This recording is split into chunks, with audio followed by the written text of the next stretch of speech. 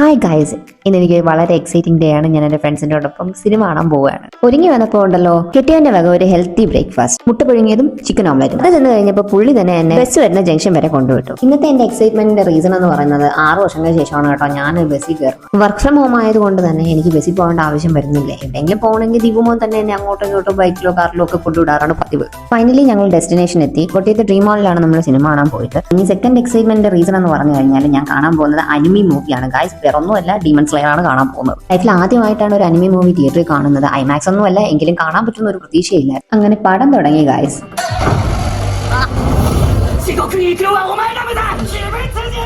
Excited ആയിട്ട് പടം കണ്ടുകൊണ്ടിരുന്നപ്പോൾ interval എത്തി. അടുത്ത ചടങ്ങ് എന്താ? പോപ്കോൺ. അങ്ങനെ ഞങ്ങൾ പോപ്കോണും തിന്ന് പടവും ഒഴിപ്പിച്ച് 2027 അടുത്ത പാർട്ടിനുള്ള കട്ട വിറ്റിങ്ങുമായിട്ട് ഇറങ്ങിയപ്പോൾ ഉണ്ടല്ലോ വിശപ്പിന്റെ വിളി വന്നു ഗൈസ്. ബസ്സിന് സമയമായതുകൊണ്ട് തന്നെ മീറ്ററോളിലും ലൈം ജ്യൂസിലും വിശപ്പടക്കി ഞങ്ങൾ അവിടെ നിന്ന് യാത്രയായി. എന്റെ പ്രയാണം കഴിഞ്ഞ് ഞാൻ വീട്ടിൽ തിരിച്ചെത്തിയിരിക്കുകയാണ് ഗൈസ്. അപ്പോൾ ടാറ്റാ ബൈ ബൈ.